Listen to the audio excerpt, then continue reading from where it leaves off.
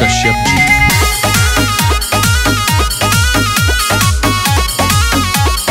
Krishna recording studio Delhi.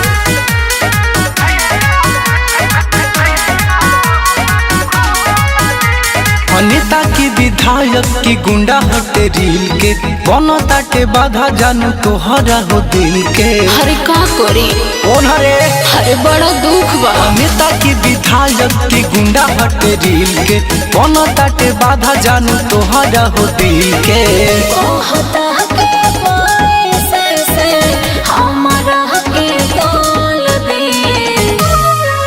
बबुआन होई पगली बोलता भेजा वो कर खोल दी। बबुआन होई पगली बोलता भेजा सर के खोल दी। अरे ऐसे मत करी हाँ।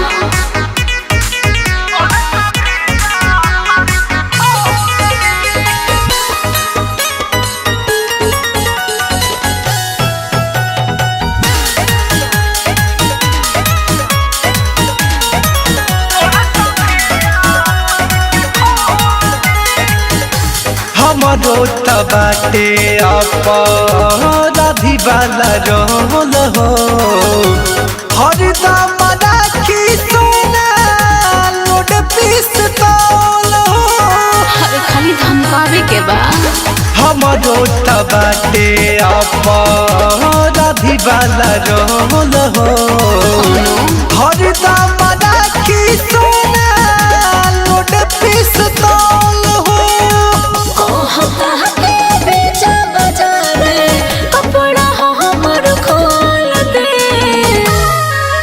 बबुआन होई पगली बोलता भेजा वो कर खोल दी। बबुआन होई पगली बोलता भेजा सर के खोल दी। कहाँ विचार बा।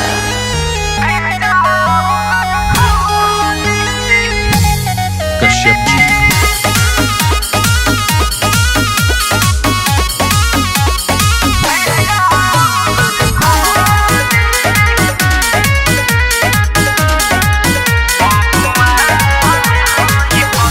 कह दी जाके सोना बने न दिलेर हो। अच्छा निरंजन सिंह बारे शेरों के शेर हो। हाँ हो बुझाता। कह दी जाके सोना का बने न दिलेर हो। ठीक बा। निरंजन सिंह बारे शेरों के शेर हो।